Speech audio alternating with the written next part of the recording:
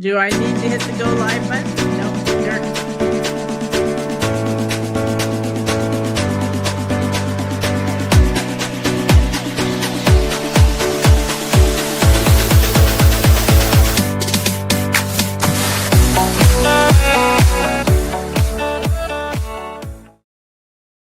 Hello, everyone, and welcome to Power Hour Live. I am your host, Veronica Valentino, and we are so excited to have you with us today for a conversation that truly has the power to change lives.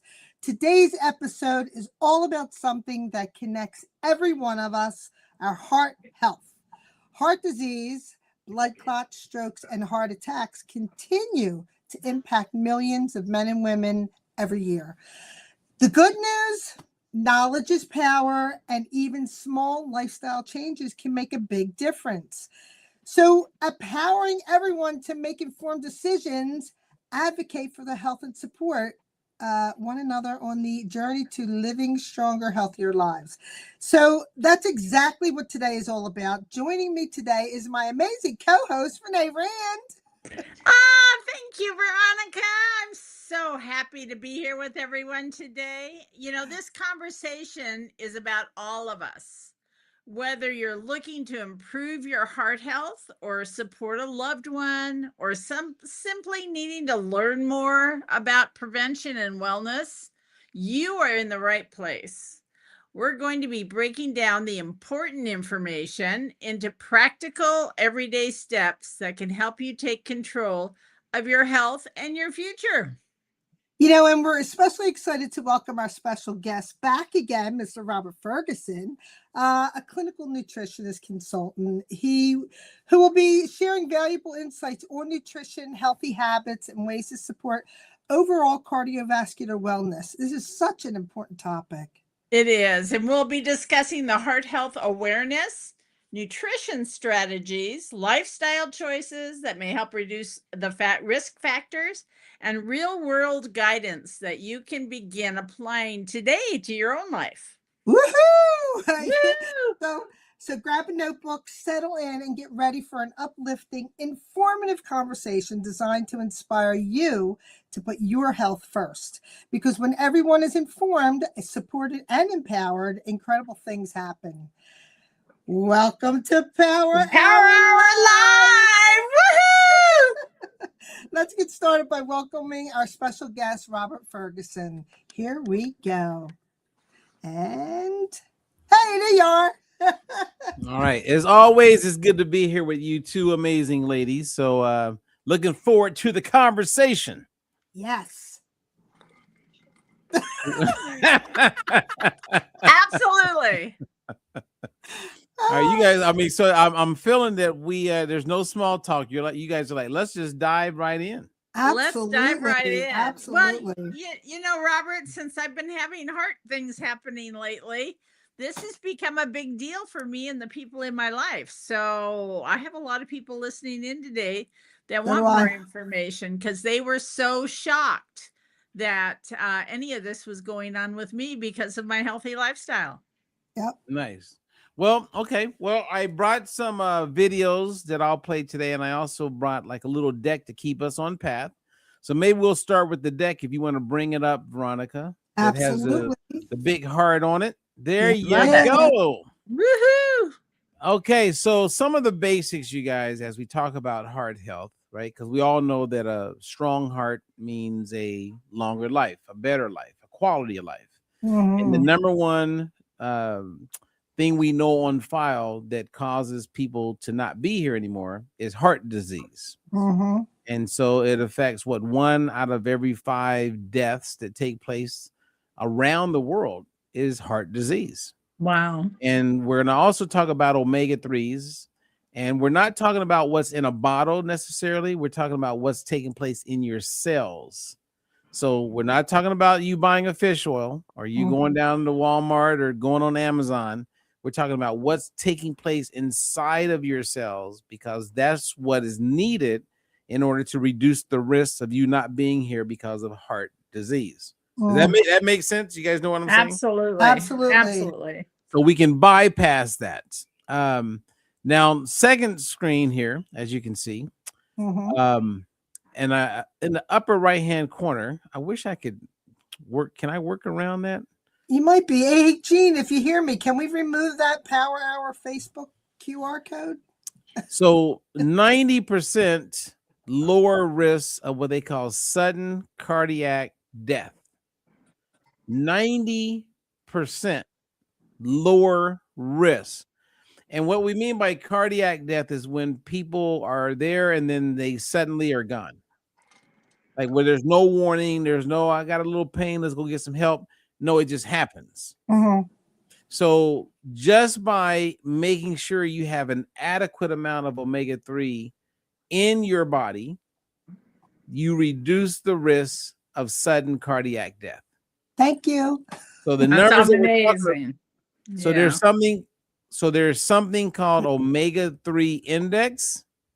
And you can see on the screen to the right, it says omega-3 index 8% or higher.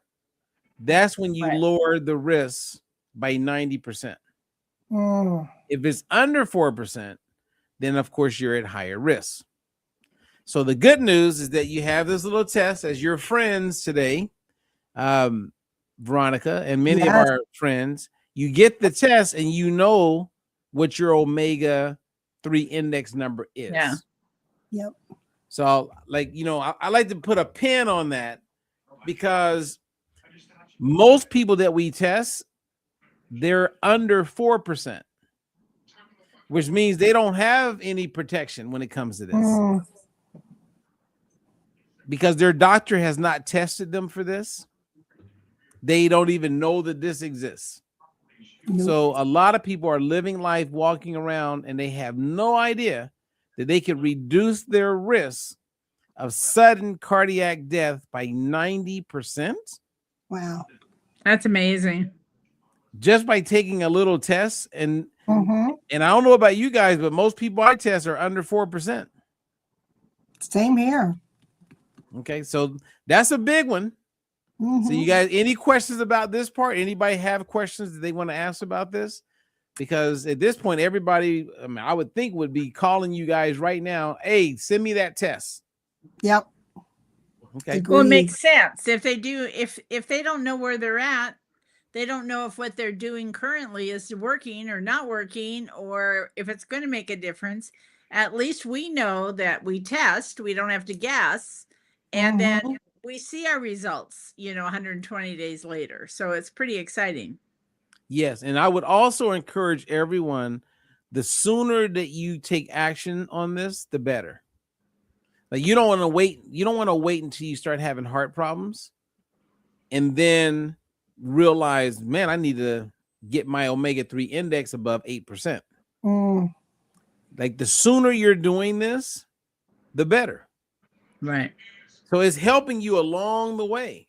So you could be 13 years old, and if you're blessed and you don't get in a car accident or fall out of the plane or something crazy happens, and you live for a long period of time, you're actually going to benefit from living a life with a high omega-3 index.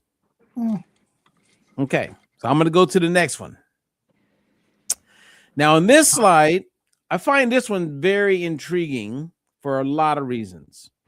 So Harvard came out with this study, and what they did is they wanted to look at preventable deaths. Like, what could you do to like what are the things that people can do to prevent death? Like, what's the number one thing that would cause death, but if you stop doing it, you could prevent death, right? So number one is smoking. So the data is very clear. If you smoke cigarettes, that is, and you die because of that, that was easily preventable. Right. Right? Yep. If you have number two, if you have high blood pressure and you die because of that, you could have gotten your blood pressure under control naturally or controlled your blood pressure because of medication, but get it under control and that's a preventable cause of death. Now, where I'm going with this is that There is you guys remember these things called trans fatty acids? Yep. Yes. So trans fats was talked about. Like kids today aren't they're not introduced, they're not even aware of trans fats. Trans fats were removed from the food supply in 2018, June 18. Yeah, I know Wow. why you remember that, because Exactly. it's your birthday. It's my birthday. It's my birthday. So that was 8 years ago. Wow. So it's been 8 years, and manufacturers, when they make cereal, when they make food, they don't add trans fats to the food. So for 8 years, been out of our food supply. But when they did this study, it was before 8 years ago. So trans fats was number 9. So that means they knew that 82,000 people every year died because of trans fats. Wow. Now check this out. Number 8. That means more important than avoiding trans fats is getting enough omega-3s in your cells. So if we know 99% of people right now in the United States are not living with an omega-3 index above 8, that means that when they die, which we know 84,000 people every year in the United States are no longer here because they didn't get enough omega-3s. Wow. Right. So it's not avoiding them, it's making sure you get enough. Right. That is crazy. It sure is. And I bet those numbers are higher because they weren't testing people. Those were like what they call almost like assumptions, or what they have what they call meta-analysis, where they take a bunch of studies and then they run like these formulas to get these outcomes. So I would be willing to bet it's probably closer. It could be number 1. Because of heart disease is number 1, and a big reason. Remember, we said sudden death, you can reduce it by 90%. Yep. They didn't say by stop smoking. They said by getting enough omega-3s. Okay, so let's go to the next. Any questions on this one? No. No, we're good. So omega-3s and heart health. You'll hear some people like kind of lie. I don't really know, because there's been different studies and reports. Some are real positive, some aren't as positive. But the problem with a lot of these studies is that they don't test the products before they give them to people. And they don't test the people before. They don't create a baseline with the people. When you have a test, you can find out right now where you are. And then if you're taking a good product, in 4 months, the life of a red blood cell, we test again and we can see if that product is helping you. So if it's helping you, that means you're getting with enough of EPA and DHA. And here's a take home for everybody. When you get enough of the omega-3s, you reduce the risk of blood clots, stroke, and heart attack. Do either one of you know anyone who's had blood clots in the last 3 years? Yeah. Yes. Couple people. Did any of them end up getting a stroke or have a heart attack as a result? Yes. Yeah. Yeah. So getting enough EPA and DHA, which is omega-3, reduces the risk of blood clot, stroke, and heart attack.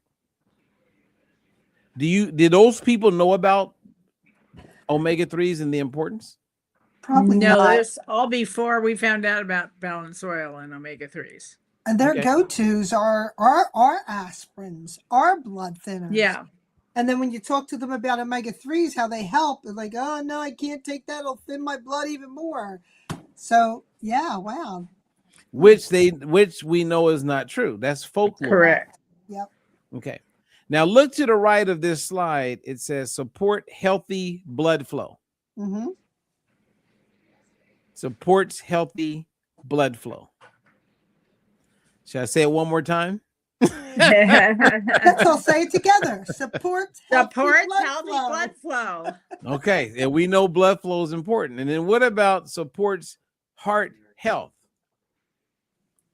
And then you got supports vascular health. Health. I My think that heart's was part of the absolutely. I think that was part of the conversation we were having with Denny this morning. Uh-huh. Yep. Was talking about vascular health. Yep. Right? Yep. So, guys, I mean, at the end of the day, omega-3s are vital, and we know we need them. It's not just a supplement. So what I want to do, if you don't mind, if you look at the videos, I want to play Dr. Sears. It's like 2 minutes long, but I think everybody would enjoy what he has to say and why he's saying it. Doctors, it took a health crisis to get me to change. I had colon cancer in 1997. Cancer caused me to change. And I realized one thing, one simple sentence: make health my hobby. I had a lot to live for. Lots of kids, lots of grandkids, many on the way. And so I made health my hobby, and that started with nutrition. And when I got into nutrition, the term omega-3s kept popping up. And I started with a very basic principle in medicine, that every organ of your body is only as healthy as each cell in it. So I studied cell health, the cell. And then I looked at the cell and studied it, and the term cell membrane kept coming up.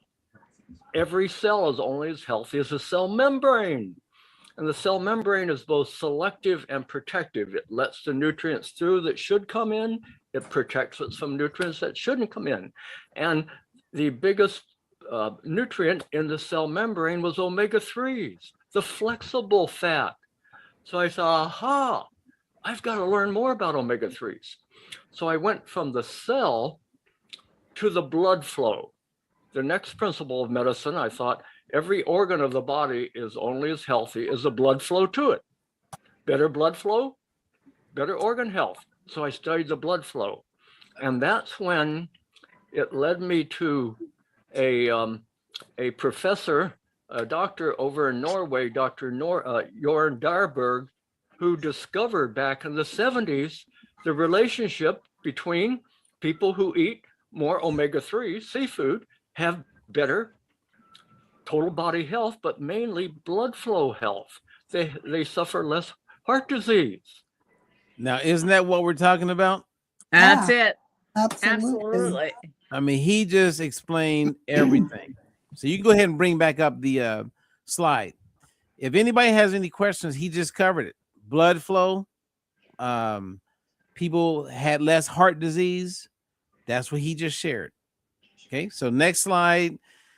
There's myths out there. Okay, and some of the most common myths is kind of what Veronica just brought up, is that omega-3s are blood thinners.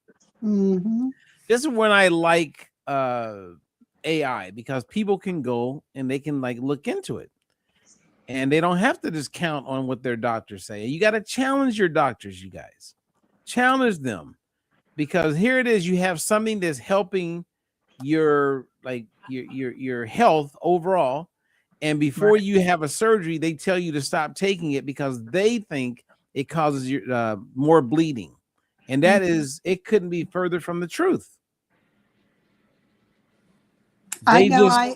I specifically made sure I had surgery on my shoulder a couple weeks ago, and I made sure that I had an extra omega-3 in me prior to midnight. So I was, I knew that that was going to help me even more.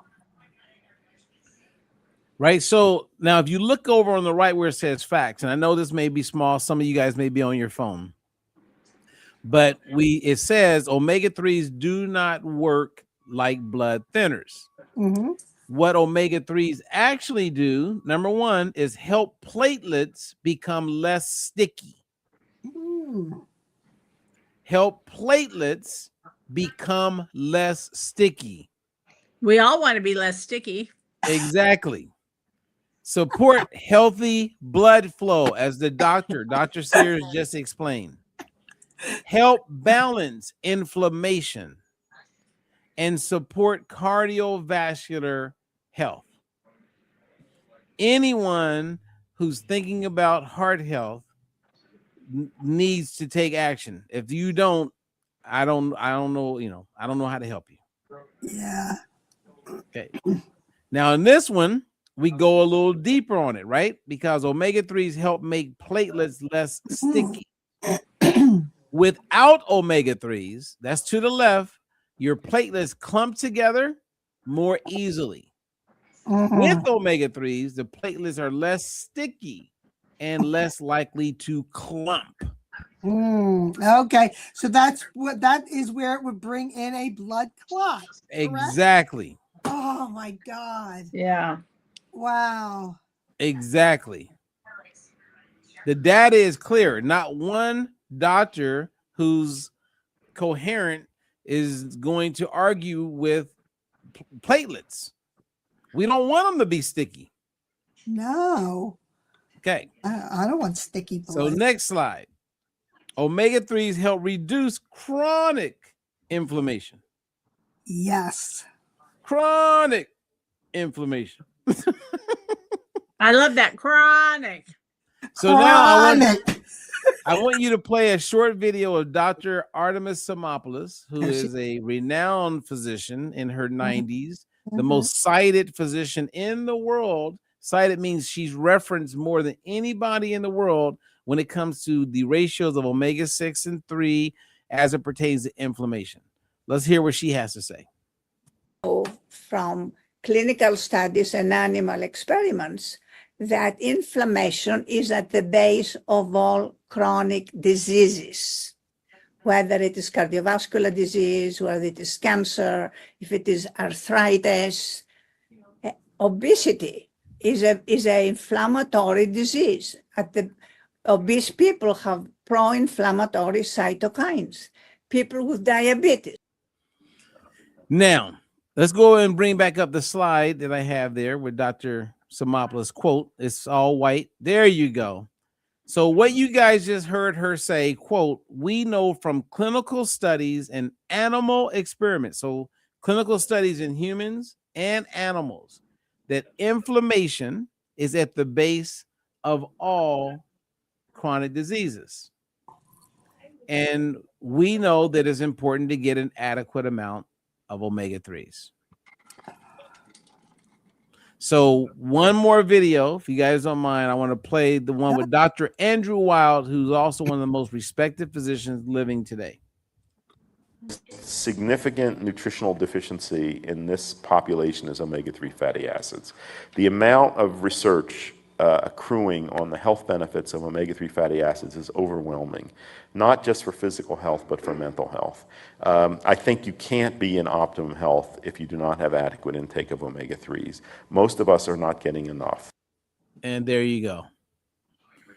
So before I bring up the next slide, any questions from the audience? Yeah, absolutely. We have questions. Okay, here's the first question. Jerry is asking, how much sodium should I target each day when it comes to blood pressure? What would be the biggest hidden source of sodium that's in my diet? Well, you know, that's up for debate. Some people actually believe literally that you should increase your sodium to bring down the blood pressure. And part of the reason why people have blood pressure concerns is that the sodium is elevated. I would just stick to being mindful about sodium. And instead of focusing on sodium, I would actually focus more on increasing your potassium intake. Oh, okay. Because all of my clients, and I'm using the word all, when I see them increase their potassium intake without really focusing on sodium, they tend to see better numbers when it comes to their blood pressure. Okay. Awesome. And you guys, and Jerry, I would say go look that up, AI it, check into it. Does increasing potassium help blood pressure? And you'll be like, oh my goodness, why hasn't my doctor said that? All right. Lucy is asking, how should I think about dietary cholesterol versus saturated fat? Man, it's one we talk about all the time. You know, the same thing. I was talking to someone this morning about cholesterol. And it's interesting because in every cell of your body, you have cholesterol. You need cholesterol in your cells in order to have your hormones like estrogen produced and testosterone, and the list goes on and on. your liver is largely responsible for producing the majority of the cholesterol in your body. It knows when you need more and when you don't need more. We're designed, we need cholesterol in your brain. You know, there's cholesterol. So, and we also know that people who live the longest have the highest numbers when it comes to cholesterol. So at this point, the average person like, well, why is everything about cholesterol? It goes back to 1987 and before that, when they were coming out with the first statins to lower cholesterol, because they saw a correlation, and I'm not even saying causation, to heart attacks. Yeah. So there's a lot of doctors out there now that are like, they don't have a concern with cholesterol. My thing is like, I don't even have a problem with saturated fat. I think there was a lot of misinformation around that, but I do see a problem with ultra processed saturated fat with high refined carb intake. I think the concern is more of that than anything else, because that's where you see an increase of all of these inflammatory markers that are not good for us. When you eat a good amount of carbs with a good amount of saturated fat. You know, it's funny. I just seen a picture that was posted from my sister about an hour ago. We were talking about how cholesterol is in every cell and why people are, you know, put on these statins. I'm looking for that darn picture right now, and I'm going to bring up a little bit more about that. But we do have another question for you. Sue is asking, how does exercise improve blood flow at the vascular level? And what type of exercise is best for improving circulation? Exercise 1000%. Like exercise, there's a moment where there's inflammation. And as we know, and even the course we just did this weekend, exercise can also stimulate free radicals, EOS. You remember what that stands for? Okay. I gotta get my notes. Let me go upstairs to get my notes. All right, do your notes. EOS. So anyway, so you have free radicals when you exercise, but there's also an anti-inflammatory effect that follows exercise. So exercise helps with circulation, blood flow in a big way, and all forms of exercise is what I would recommend. Of course, performing a combination of both cardio and resistance training is where you ultimately want to get to. I noticed this morning at 6:30, I got in the pool and I was doing like workout exercises in the pool. And when I got out, man, it made a huge difference today on my moving and how easy it was for my body to move compared to what it's been when I don't get in the pool every day. So, yeah, so I'm going to keep that up for sure. I haven't gotten back to swimming my 100 laps a day yet, but I'm working on it. All right, 100 laps. Well, that's going for it. Okay, any other questions, or we want to go back to the slides? I got one more. Okay. Go ahead. All right. Belinda is asking, if I could only make 3 nutritional changes over the next 6 months to most improve my heart health, what would they be and why? Okay, so I want to ask you a question, Belinda. Are you currently taking balance oil? Let's find out. And if you're not, are you taking an omega-3 supplement? And if you're not, are you eating fish every day and at least one day a week, twice? So those are my questions for Belinda. If there was a few things that a person would do with their nutrition, number one, as what we're talking about, you need to know what your omega-3 index levels are. That's a basic test. And then you want to increase your omega-3 index so you know you're over 8%. That is number one. Number two, if you can test, I would test with your doctor, or you can contact these ladies or myself for an at-home test for vitamin D. We want to know what your vitamin D levels are. And if you're getting an adequate amount of vitamin D and you're getting an accurate amount, a good amount of omega-3, those are two things that you can do from a nutrition standpoint that has Huge benefits. Huge benefits. And then the third thing that I would do, man, this is a toss up.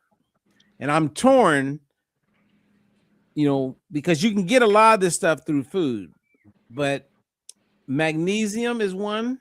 We have a question on that. Hold on. Yeah, go ahead. Because magnesium has a relationship with over 300 enzymes. Magnesium plays a huge role in everything from serotonin. It plays a role with serotonin, melatonin, so many things in the body. And I think sometimes people, they're eating a lot of processed foods, they're not getting a good amount of magnesium. So I have that one. And then I got one that a lot of the ladies probably never heard of, or maybe they have, is supplementing with creatine. Well, I thought that only has to do with the kidneys. No, I'm talking about creatine that you usually used to hear a lot, like bodybuilders would take creatine. Oh, okay. Yeah. Yeah, well, Belinda did respond. She said no balance oil, but looking forward to taking it. No omega-3 oil, and she does eat fish sporadically. So if I were you, Belinda, I would stop everything. If money's tight, I would save every penny, and I would get the balance test, and I would get the balance oil. Game changer. Agreed. This is not selling you. And this is where I'm like, I had to talk with my mom this morning about this. I go, Mom, this is not, if I give you the balance test and the balance oil, yes, I sell it. It's part of my business. Right? Same as Veronica and Renee. Right. However, that's not what's driving us. Exactly. Yeah. And the test says it all, because if you do the test, and let's say your numbers are amazing, you get your money back. If you do the test and you find out that your numbers aren't good, now you can make them good, and all you need is 120 days to make massive progress. So that's a win. It's a no-brainer. It is like, the only reason I say it sometimes it's not a no-brainer. To us it's a no-brainer. When people just don't understand yet. Yeah, true. Right? So bring up the slides and I'll go through these real last time. I'll just knock them out. So remember, we talked about platelets. That's with omega-3s. We talked about what we're talking about, and we've talked about inflammation. Plays a huge role in that, making sure you get an adequate amount of omega-3s, and not just any omega-3s. You want to make sure you have a good amount of EPA and DHA, which is what we're talking about with balance oil. Yes. Then you want to stabilize plaques, right? And this is what helps to lower the risk also, because if you watch enough science around all of this, then the plaques can break off when they're not stable. And then that's where you get the clotting that takes place, or you get the blockage. And now we got a stroke, and now you're in the hospital, or maybe you're not even here anymore. Omega-3s improve blood vessel function, which is what it's all about. We had a conversation about that this morning.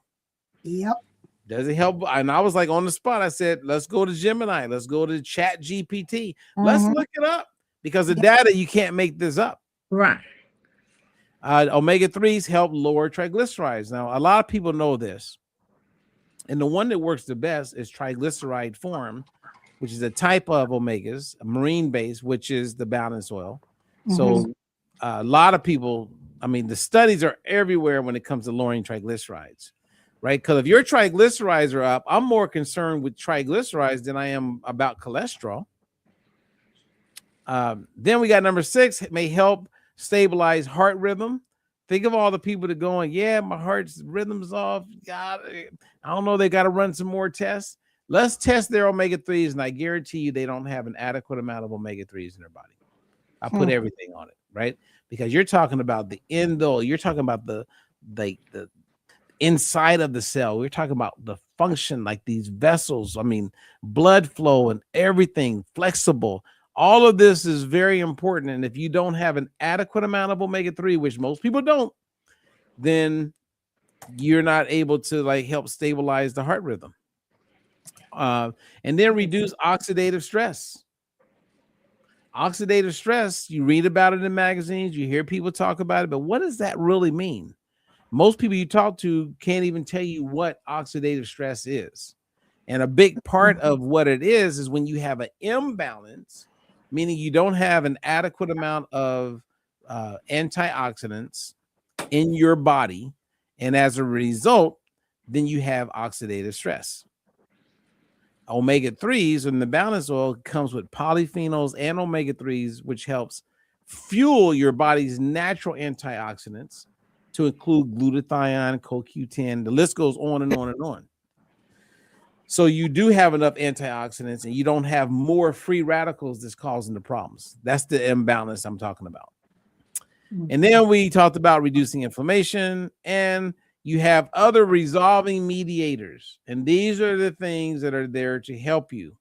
And when you have an adequate amount of omega-3s, then you have a significant increased amount of specialized pro-resolving mediators. So when you experience inflammation, once it turns on, it needs to turn off. And that's what these SPMs do. They make it where things get turned off and they don't just stay on. When it stays on, that's chronic inflammation, and that leads to a whole bunch of problems. And then number 10, you'll hear people talk about thrombogenic environment, which is more increased likelihood of the clotting. Right? I mean, I lost a good amount of friends of mine because of this environment. And I get the phone call, blood clot, they had a stroke and died. Blood clot led to a heart attack, and they're out of here. So this is serious stuff. And after 50, you start seeing more and more people falling prey to it. And the last one is the goal isn't taking omega-3s. The goal is achieving healthy omega-3 levels. Anybody can take an omega-3. You need to have the right levels. And the only way you know if you have the right level is to what? Use the right. Don't guess. Is to test. Is to test. That's it. Hashtag test, don't guess. So bring on the questions, you guys, because really it's all about taking action at this point. Yep. Okay, Melanie is asking, what dietary factors most influence LDL cholesterol? Well, saturated fat definitely plays a role when it comes to LDL. That would be the main contributor to that. And I would say not getting enough dietary fiber. So it's not just what you eat, it's what you're not getting. So if you're not getting enough dietary fiber, oftentimes that can cause your LDLs to be elevated. Is that okay? So is that the deficient? Sorry.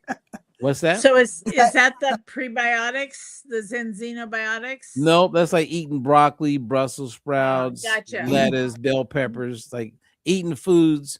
Now, if you know you're not going to eat foods like that, then I would say get the xenobiotic, because that is a prebiotic supplement you can take that will help you, because you know you're not going to eat fruits and vegetables, right? If I have somebody living in a truck and they drive in all day, every day, and they eat primarily from going to drive-ins, pulling up to a Wendy's, etc., it's going to be a little more challenging for them to get in the fruits and vegetables that we all eat.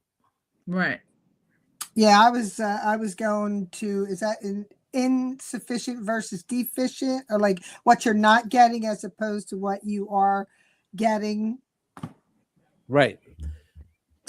I think I know what you're saying. So yeah. And there's a lot. I mean, we have a truck driver who's one of our coaches, and she does great, but she goes the extra mile to go to the store. And if you live inside of one of those big trucks, they got plenty of room. They got a refrigerator. They can cook. They got microwaves. I mean, you can make it work. You got coolers. You can make it work, but you're not going to be lazy. You got to go the extra mile to make it work. Okay. I know Bernadette was saying, data suggests that people with high cholesterol levels may live longer and have a lower risk of cancer. Because I know that was something that I was talking about that she had posted. because I know she is on the balance oil, and cholesterol has really come up. We were just talking about that this morning with Danny. So, well, you know, there's a lot of documentaries out there. There's one that I watched recently called Cholesterol Code, and I believe it's on Prime. I think it was $4.99 to rent it, and it was good. I enjoyed it. It was a guy who was an engineer who started eating better, losing weight, feeling better. Everything was getting better until he went to the doctor and they said his LDLs were elevated. So at that point, he's like, wait a minute, I'm eating better. I look better. I'm losing weight. Like, what the hell? But he was doing something like a carnivore or something close to that, where he was eating primarily meat only.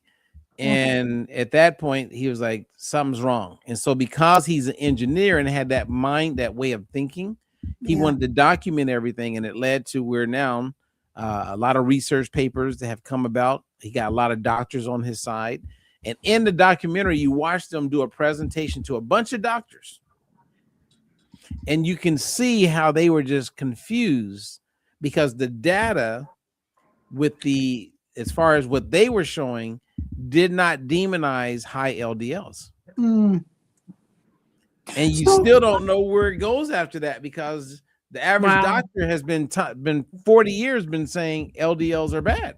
And that means we got to do everything we can to bring it down.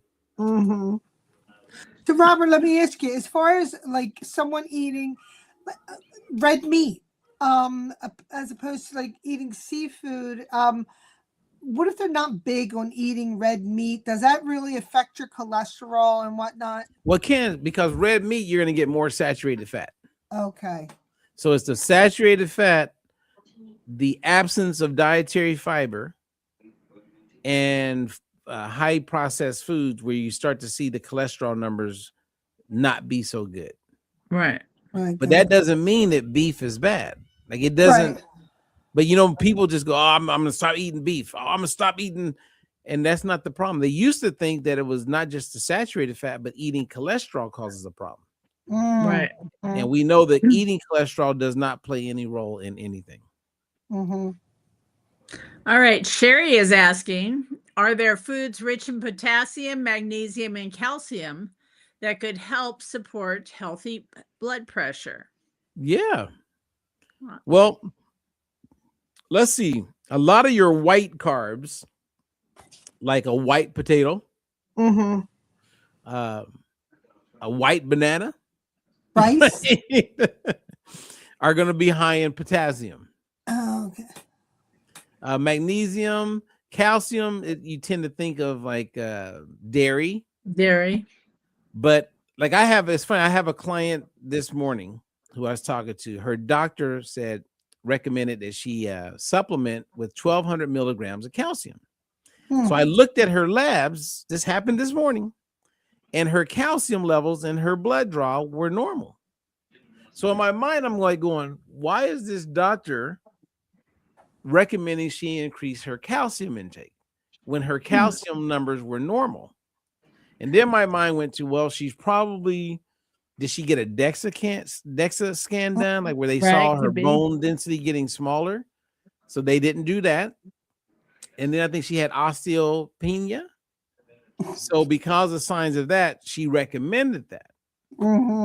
And at that point, I was like, I don't think you need to supplement with it. And she was like, well, why is that? I said, well, I'm your nutritionist, right? She goes, yeah. I said, I know what you eat every week, right? She goes, yeah. I see you eat a lot of turnips and a lot of collard greens. She goes, yeah, I eat them like 3 times a week. I said, you know what's extremely rich in calcium? Collard greens and turnips. Yeah. If you're eating that much like collard greens, trust me, I think like a cup of collard greens has about the same amount of calcium as a gallon of milk. Wow. So she don't need no supplement. But we're in this world where everybody just supplements just because, oh yeah, you should supplement. What about the food I'm eating? Yeah. What role does that play? Like what this question is about. But if you look at the world, right? Blood pressure goes up. One of the things that could help with blood pressure is more potassium. Well, a lot of people quit eating white potatoes. Right. A lot of people run from potatoes and bananas because of the sugar. So if I stop doing that because of the sugar, now I'm not getting the potassium that I once got. And I need more potassium. So it's like, it's like we got a foot hurt, we shoot the other foot, then we go to help that foot, and you know what I mean? It's like, what is going on in this world? And everybody's confused, right? Like, who do you believe? Where do you go? That's true. That's probably the one biggest thing out there is people are confused because they don't know where to go. Mm-hmm. And then Tammy is asking, what is the single biggest driver of cholesterol profile? If my goal is reducing heart attack risk, not just improving lab numbers, what should I focus on? Wow. Okay, how would you answer that, Veronica?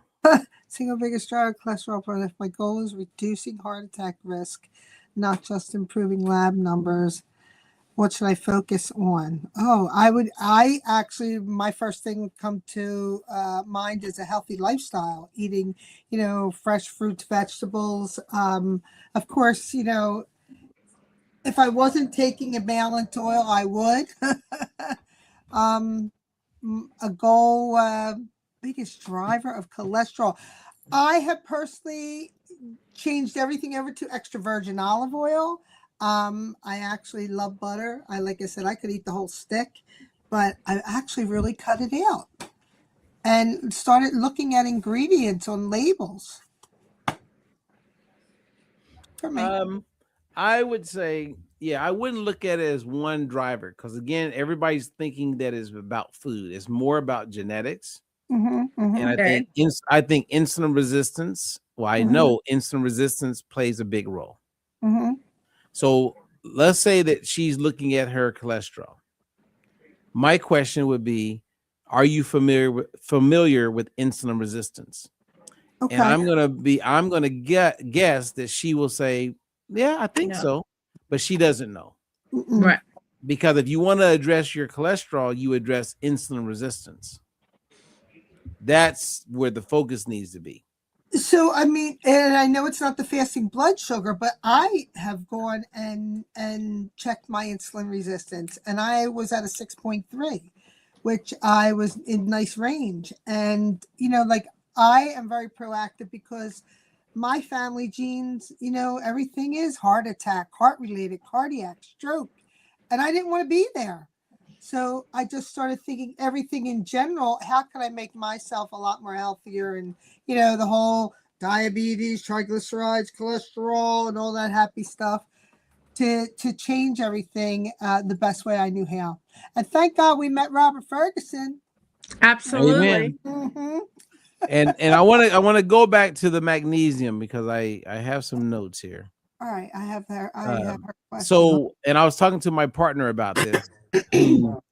One of the things I believe can help him is magnesium. And he was like, well, what could I eat? I said, if I were you, I would buy some you can do it from scratch, but I keep in my house canned black beans. So do I. Okay. Now, I like black beans. So do I. So if someone doesn't like black beans, I'm not talking to you. But for those of us negros, I was trying to think of how to say it in Spanish, but I like for those who like black beans, then keep like Bush. They have organic black beans, and people who live the longest tend to eat black beans regularly. Oh. Now, black beans are very rich in magnesium. So, like, I'm making a dish today. I'm doing something a little different. It looks like a chili when I'm done with it, where I'll take like either ground beef or ground chicken or ground turkey or ground lamb. I think I'm using lamb. So whatever ground meat you want. And there's even ground round for those of you who are vegans. So I get the ground. So as I'm browning it, I get all my vegetables. So the vegetables that I got include, I got red, yellow, green, orange bell peppers. Yum. I got red onion. I got green zucchini, yellow zucchini, and some mushrooms and some green beans. I'm coming to your house for dinner. Right, I'm telling you. And it's all chopped up. Meet you there. So when I start, so then everybody goes, what's the recipe? Okay, here's a recipe. You know how to ground your meat. Yep. So I use extra virgin olive oil. As I'm browning the meat, I have an air fryer, and you can use the oven or whatever, but I kind of pre-cook the vegetables. So they're all cut up. I put it in my air fryer for like 4 minutes. Mm-hmm. And I cover it with some extra virgin olive oil. So as I'm grounding up the meat, once the meat is grounded up and it starts to brown pretty good, then I add my marinara sauce to it. Okay, so now I got the meat in the marinara sauce. Then I pull out my vegetables in my Air fryer, and I dump it into the meat with the sauce, and it's beautiful. It's nothing but colors. Yep. Then I mix it all together, and then I'll sprinkle some garlic in it. I'm good. I believe you would be. Tasty, yum, yum, but Now- I can't do lamb. Now I'm doing something different today. Today, when I make it, I'm going to do all of that, and then guess what I'm going to add to it? Black beans. There you go. Black beans. It's going to give it, it's going to be interesting to see what it looks like, right? Yeah. It's so colorful with the reds and all the different colors. So I'm gonna use one whole can of black beans. Mm-hmm. And I'm gonna pour it all in there. I'm not gonna drain it. I'm just throwing it in there. Okay. All right. And it's gonna mix, and then let's see. So Now when you Sounds put your- great. when you put your beans in there, because I have red, black, chick. When you put your beans in there, it comes in that fluid. So I would always drain. What's in? And I've never read the can. I always figure black beans. You rinse them and throw them in your food. Well, if What? you rinse them, you're getting rid of a good amount of sodium. Okay. But outside of that, I mean, that's basically all it is in water. Okay. Right. So it comes with a good amount of flavor, and you could still drain it, but I'm not going to drain it. And I don't think it's going to take away from anything. Or maybe I will drain it, but no, I'm not going to drain it. I'm going to throw it in there and I'm going to mix it. And that whole meal, that's going to give me about 3 or 4 meals. Yeah. Yes. Now, That's in the way the I like to end, cook too. guess what? In the end, it's going to look like chili. Yeah. That's what it's going to look like. It's going to look like a chili. Donna's saying aquafaba is what the liquid is called. Okay. Oh, okay.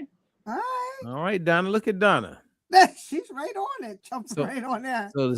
So what is aquafaba? All right, Donna, answer it. Yeah. So come back, Donna. Let us know what is aquafaba. So it's a liquid. What is the liquid? Is it water? Or is Yeah. aquafaba a new ingredient? Is that something that comes from the bean itself? Because it's thick. I mean, she's putting is it out thick. there. So let's see. Let's see what she's got. Let's hear it. Come on. All right. So, I thought this. Teresa's asking which dietary changes produce the biggest cholesterol improvements for the least effort.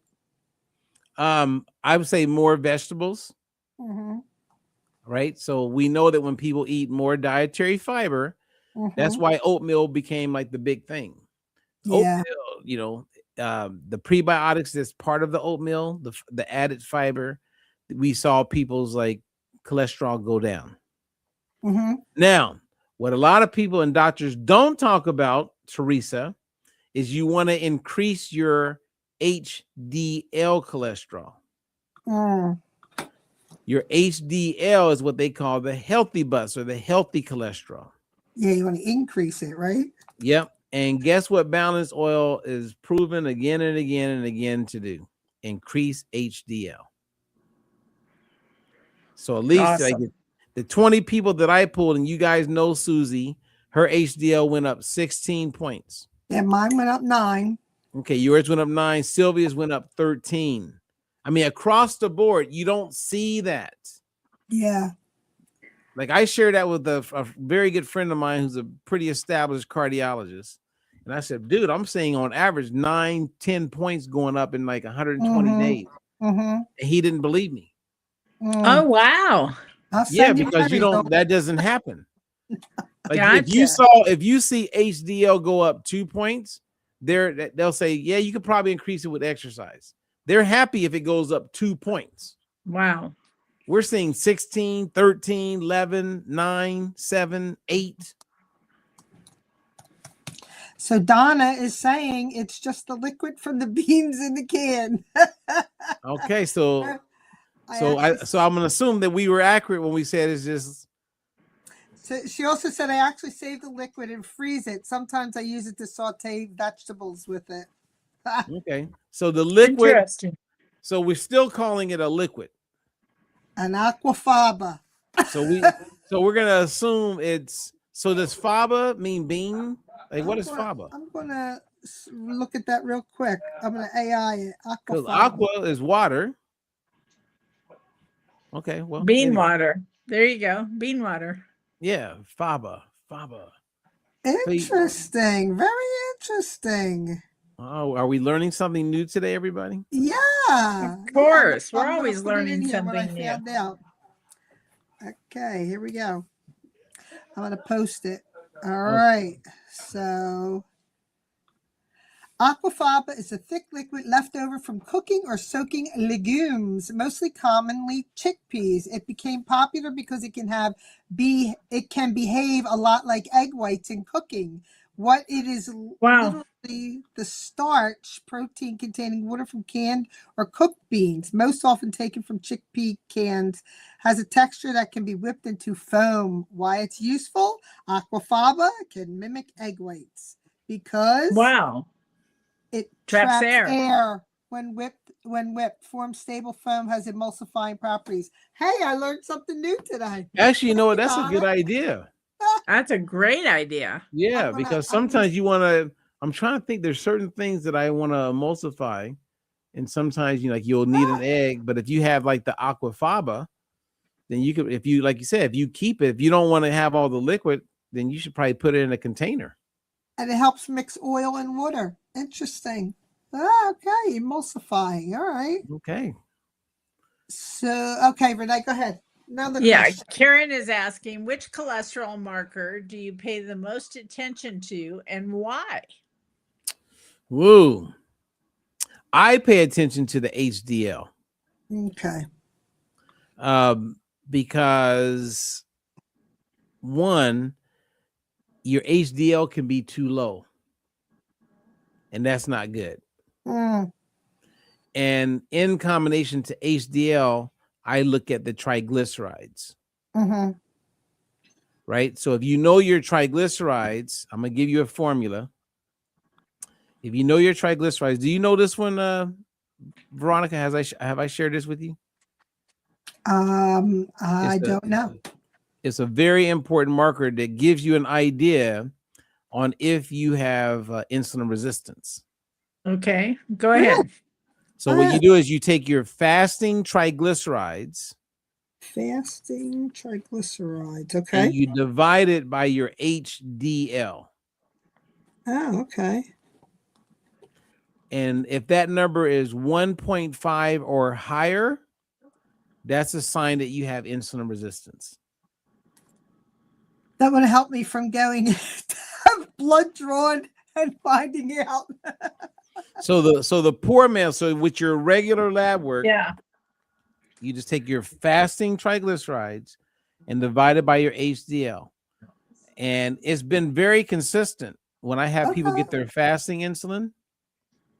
So let's say they're 3.0. Well, that's a sign that you have insulin resistance. And then when they go and get their numbers, their fasting insulin may be 18. Now, I had one guy where I did his actually two guys that come to mind. I did their fasting triglycerides divided by their HDL. One guy was like 49. That's really bad.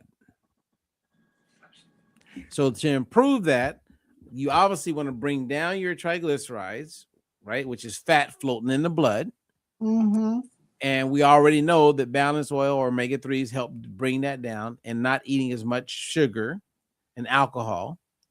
And then if you can increase your HDL, you're in better health and balance. So for me, I would want to see a person's HDL not be too low, but get Yeah. it up to be high. Gotcha. You know what I mean? Like if you can increase, but doctors, the reason why your doctor never talks about HDL is because they don't have a drug to prescribe to you to raise it. Okay. They don't know how to help you improve that. So they just focus on LDL, and that's what's been demonized. Right, right. So Faye is asking how do triglycerides and HDL work together as indicators of cardiovascular risk? Absolutely. That's what we just said. Yeah. Yeah, so that popped Yep. up and I was like, oh, that goes right with it. I mean, the number one predictor of cardiovascular risk, and I don't have a slide to show you guys, but I do have a slide, is your insulin. It's insulin resistance. Everybody's looking at so focused on cholesterol.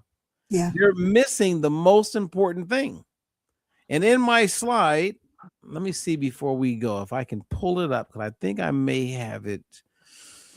And I can show you guys a slide because the data is real. You can't make it up. And I wish, and I didn't have it in this presentation. And last time when I did this presentation, I was like, man, I wish I had that. And I should have had it. But it's insulin resistance. Let's see if I can pull it up.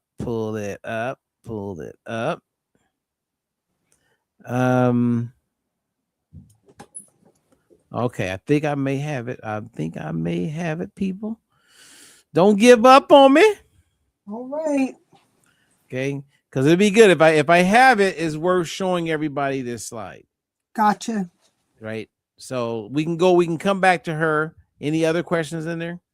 I did see one other one in here. I think I found it. Let's see. Okay. Here was another one. Here's the last one.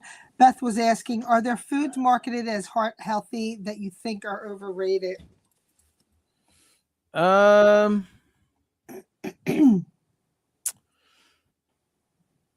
can't think of any foods that are marketed as heart healthy that are overrated. That's what I would have to actually look into. Yeah, I can't think of like that's overrated. Mm-hmm. Nope. Nope. I thought I you know what? I have to bring that back and show you guys. I have to find it. All right. Because I don't see it anywhere in my files. And I know I have it. It was a very important slide. Well, we can always do another one because I know heart health is so important and it really hits home for me, especially in my family.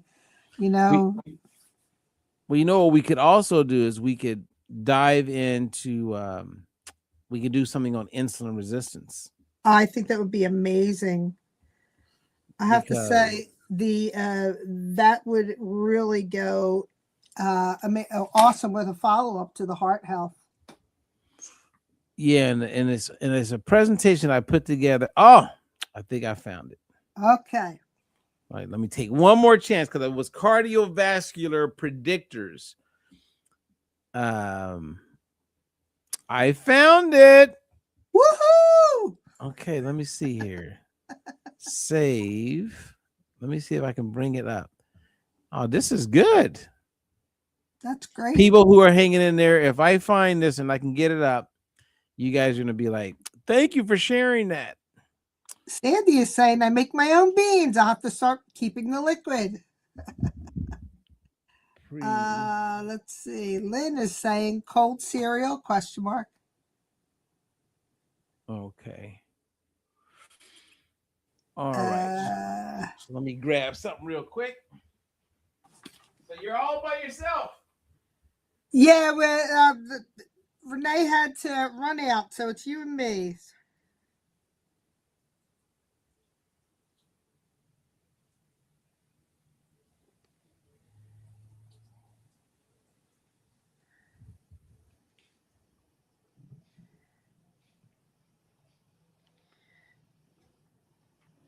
Okay. I found it. I found it. Did it upload? Woohoo! Let's see. It's trying to upload right now. And then we'll let you guys go. You want to, this is one I would take a picture of on your phone and keep it. I'm going to screenshot it. Okay. Lynn is asking while you're putting that up, she's asking about Colt cereal, Special K, etc. Oh, I think she's referring to something that is promised to help with cholesterol, I think. Is overrated. Some of the healthier ones say heart healthy. Yeah. And Okay, Colleen I is, got it. So go ahead and okay. bring up that slide. You can see I just uploaded it. All right. Okay. So Woo-hoo! notice at the top, the strongest predictor of cardiovascular risk. Let me screenshot this bad boy. At the very top, it says insulin resistance, everybody. Wow. And Yes. to the right, it says insulin resistance is the strongest predictor of cardiovascular risk. Mm-hmm. And look under that, not cholesterol, Not LDL, not inflammation alone. Huh. Nice. That's we got to go with this follow up to this next week with insulin resistance. And Right. we need to start with this slide. And check this out. So under it, predictor is triglycerides. Uh-huh. Under that is APO, lipoprotein B, and then non-HDL cholesterol. So remember I said I would look at HDL, and I also talked about triglycerides. Yep. And we said insulin resistance. But everybody on this call, the number one thing they were asking about is my LDL, my LDL. Well, look where LDL is. Oh, geez, it's under Most this people, fast. look at that. Most people are told to focus here, but it's not the strongest driver of the risk. Wow. So all of those people, they should take a screenshot of this because they got their doctor in their head and having them go down the wrong damn road. Yes, they do. I screenshot it. So if you're out there, screenshot this. It's really important. And our next topic, insulin resistant. Follow up. Insulin resistance. Yep.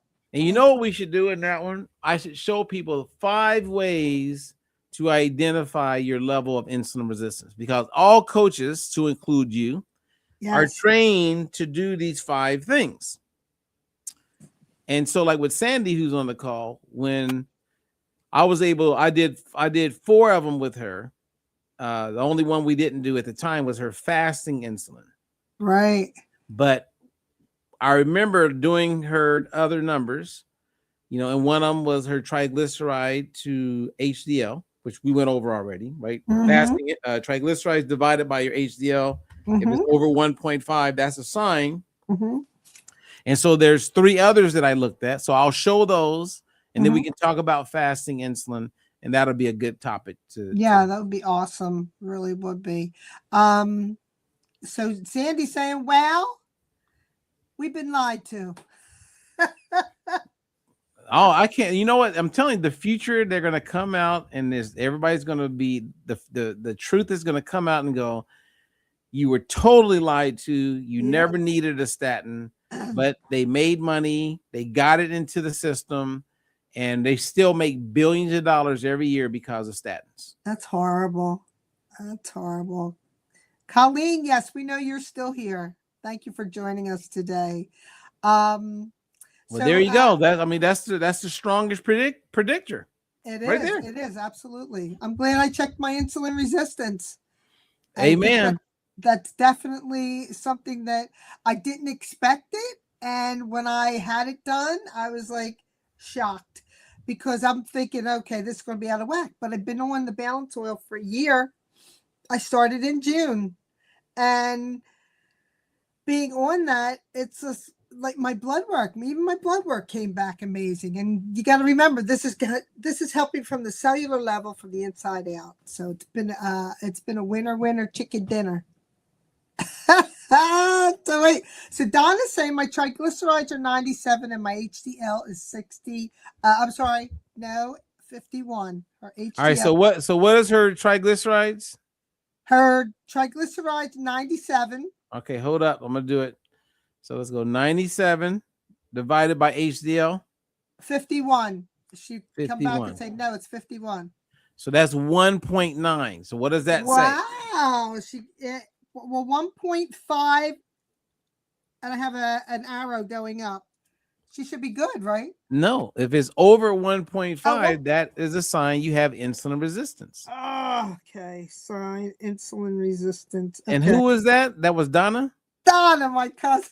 Now is Donna on the balance oil?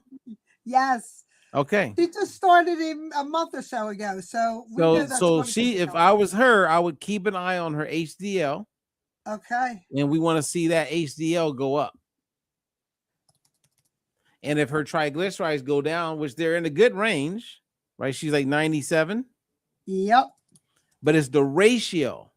Gotcha. So her triglycerides are good based on reference numbers, but her HDL, if she looks, she's close to being too low. Okay. So she's asking, and where does APOA come in at, or is this that? I'm saying blood sugar, BS, question mark? So she's talking about her APO little a. I thought that was, okay, I was thinking LP little a. Oh, yeah, that's what I'm thinking of. What So the wait a heck is minute. APOA? Let me see here. APOA. Okay, that is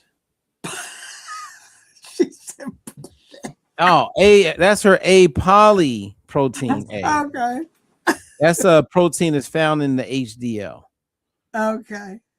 So very few people, I mean, that's very rarely does anybody bring up APOA, because it's in the positive HDL. She was saying lipid protein, so lipid protein A, and I was saying, or is it bullshit? Well, I wouldn't say that it's bull, because it's part of the HDL experience, right? It's part of it. It's just that, so anything that's going to get your HDL to go up is a positive. And if that's part of it, that's just part of it. It's not a waste. It's just part of the HDL. Right. She's always trying to be nice, just saying BS, but you didn't get it. I still don't get it. I still don't get what the point is, or what she's it's not making any sense to me. Yeah, she was trying to ask a question. Was that APOA come in at, or is that bullshit? Yes. She was not. I thought it was blood sugar. Okay, I got it now. Yeah, it's all I can tell her is that APOA is part of HDL. It's like it's the protein component. And if your HDL is low, that's not good. So your HDL can be too low. So people want to drive it up. So, but again, most people don't, their doctor never talks about HDL. If I was in a room with the doctor and I brought up HDL, he would go, yeah, you could probably exercise, probably get it up. But that's it. He does not, or she does not, as a doctor, make any money if you exercise. Yeah. They make no money. None. Okay. This was an awesome conversation. Thank you, Robert. I really thank you. appreciate it. This was really a good conversation, and I'm excited to follow up with insulin resistance next week. Really I think we should bring in it should still be heart health or cardiovascular risk. Yep. And then it's like insulin resistance versus cholesterol. Yeah, resistance. Like I think it should be like I think there should be a versus, insulin resistance versus cholesterol. I wrote it down, so that's our next topic. You know what I mean? Like, yeah. And then it could be like cardiovascular risks. Like cardiovascular, reduce your cardiovascular risk. Something Okay. like that. Let's figure it out. All right. But that was good. No, thank you for a fun conversation. You know what? Thank you, everybody who's joined us here on Power Hour this afternoon. We will be here same place, same time next week with Robert Ferguson to follow up with insulin resistance versus cholesterol, reduce your heart health, and make it better. But again, thank you, Robert, for joining us. We're always, it's always a pleasure to have you here. We learned so much information from you, but I hope you and everybody else has an amazing afternoon, and we'll talk with you soon. All right. Thank you. All right. Take care. Bye, everybody. Bye-bye, everybody.